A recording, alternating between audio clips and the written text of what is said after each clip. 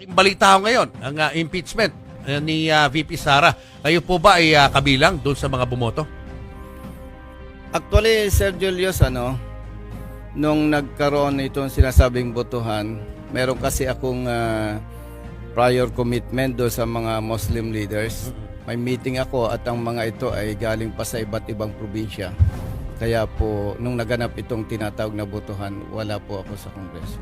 Pero na-notify ho kayo? Meron po kaming scheduled hearing sa isang committee, ito sa ethics. At ang sabi po, canceled yung hearing dahil mayroong meeting. Meeting, ang Meeting, sinabi. yes po. Aha. Hindi po klaro. Hindi klaro. Meeting, but of course, official pa rin yun. Oo. Pero wala ho kayong hinala na yun ang pag-uusapan doon sa sinasabing meeting na yun? Wala po dahil hindi naman ito first time na nangyari na may ma-receive kang urgent notice or meeting.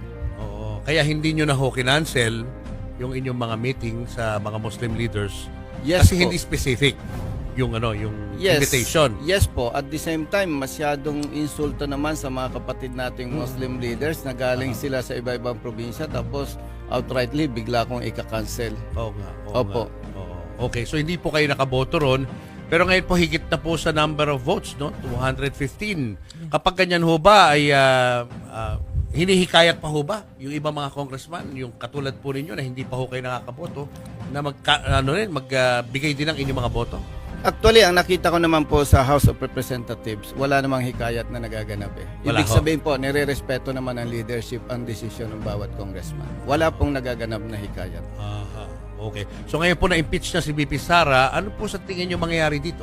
Pag ito'y naipasa na po sa Senado, ano mga in-expect Ay, po natin alam doon? nyo, Sir Julius and Ma'am Tintin, mandato kasi ng House of Representatives na once may nag-file ng impeachment complaint,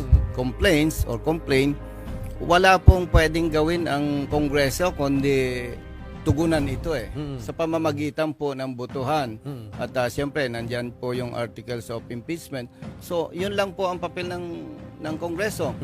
Walang, other than that, wala po Yun po ang legal na mandato. And after that, yun po ang basihan na sabi nga po ninyo, more than 1/3, almost 2/3 yata, kaya isusumiti po yon sa Senado. Parang ang Senado po ang magsisilbing korte para ganapin ang trial. Sa kanila po yung final judgment, hindi po sa Kongreso.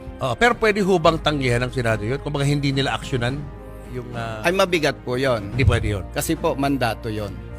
Parang kayo rin. Kumbaga, Kami po may mandato nyo yun mandato. Oo. Mandato. Oo. Hindi mo pwedeng tanggihan kasi yan ay nasa Constitution. Mandato, gagampanan mo. Whether you like it or not, mandato. Linawin ko lang, Congressman, kapag nasa Senado na ho yan, pwede ho ba nilang ibasura yung impeachment complaint based on sa pagre-review po nila? O wala ho silang choice kundi mag-proceed sa isang impeachment trial? Kapareho din po yan sa korte. Hindi nila pwedeng tanggihan. Hindi Kailangan pwede. magkaroon sila ng trial. At may doon po, trial talaga. magkakaroon din sila doon ng botohan. Doon po malalaman kung ano talaga ang final judgment. Oo. Sila po ang husgado. Oo. And I think 2/3 ang dapat bumoto, pumabor para ma-impeach itong nakasalang. Oo. Opo. Which is, I think, parang 16. Yes po. 16 ang kailangan. 16 po. Out of 24, 16. Hindi ko lang sure, Oo. Ma'am Tintin. Pero paano pag hindi nakuha yung numbers na yun? Ano ho mangyayari? Ibig sabihin, below 16. Oo.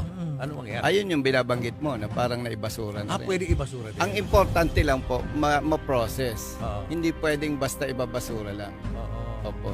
Kailangan na malinaw. May trial sa mga talaga. tao. Meron Opo. talagang parang kumbaga sa piskal may hearing. May Parang hearing. ganon. Opo, talagang kailangan nilang gampanan yung mandato. Oo.